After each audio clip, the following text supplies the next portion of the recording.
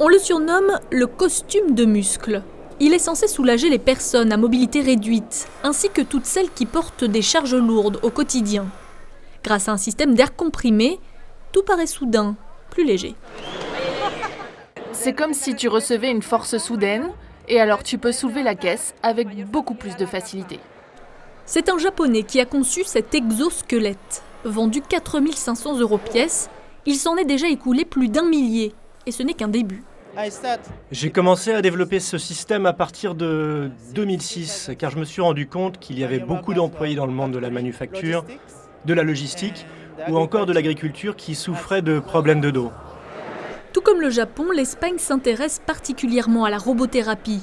Et pour cause, ce sont des pays où l'espérance de vie est l'une des plus longues au monde. Ce bébé phoque, par exemple, n'est pas une simple peluche dotée d'une intelligence artificielle. Il est de plus en plus utilisé dans les maisons de retraite et les hôpitaux. Ses effets positifs sur la santé sont prouvés.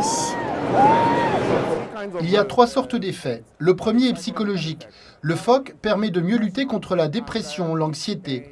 D'un point de vue physiologique, il a aussi un impact positif sur la pression sanguine. Enfin, sur le plan social, il encourage la communication entre les personnes.